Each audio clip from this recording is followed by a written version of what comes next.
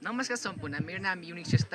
आज मिति 2083 साल भदौ 6 गते शनिबारको यो भव्य दिनमा हामी यहाँ ताप्लेजुङको महान पार्थिभरा मन्दिरमा पुरा भ्रमण र त्यो पूजाआजा गरिवरी आफ्ना सपरिवार सहित हामी यहाँ फर्किरहेको क्रममा यस्तो यो चाहिँ ठाउँमा हामी बस्यौँ।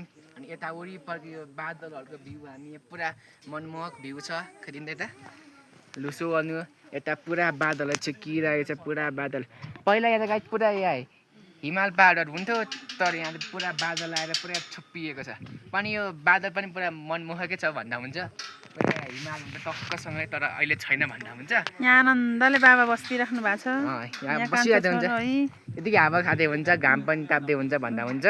यस्तो यहाँ चाहिँ कुहिरो, यहाँ चाहिँ कुहिरो बढी भएको छैन गाई चाहिँ, यहाँ कुहिरोहरू बादलहरू।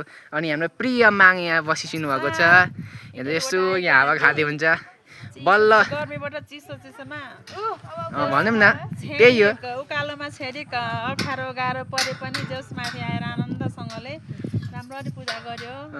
बल्ल बल्ल राम्रो पूजा भयो। अब आएको छ तेस्रो पटक पनि आउन सक्छौँ नि क्या, सक्छौँ नि, आउँछौँ नि, आउँछौँ भन्ने हो क्या, आउँछौँ नै भन्ने हो। अनि अब मेरो प्रिय भाइ हजुर के भन्न चाहनुहुन्छ? आइल भयो पुग्यो ल ल जाऊ जाऊ। यहाँ चाहिँ गाई चाहिँ पुरा हुस्लाइन थाल्यो। अघिको त्यस्तो राम्रो बादल सब भटिहाल्यो गाई चाहिँ, यहाँ पुरा हुस्सु सुरु भइहाल्यो। अनि यहाँ हाम्रा माननीय अबु हाम्रा फादर यहाँ बसिनुहुन्छ। हजुर के दुई शब्द बोलिदिनुहुन्छ कि? पार्थिभरा माताको दर्शन गर्नको लागि धेरै कष्ट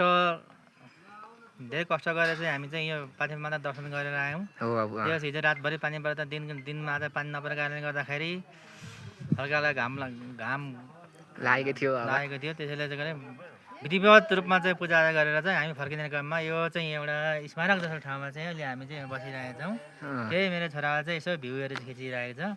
त्यसले गर्दाखेरि चाहिँ अब चाहिँ हामी केही मिनटपछि यो चाहिँ भ्यू फेरि अवलोकन गरेर हामी चाहिँ आफ्नो घरतर्फ जानेछौँ। अब यहाँ यसो भ्यूको फोटो खिच्न आएको त के गर्नु गाई नि, हुस्सुको ग्याङ पुरै आइहाल्दैन, के गर्नु। एकछिनको हो त्यो भनेको बाँदरको भ्यू होइन। बाई भनिदिनु, बाई भन।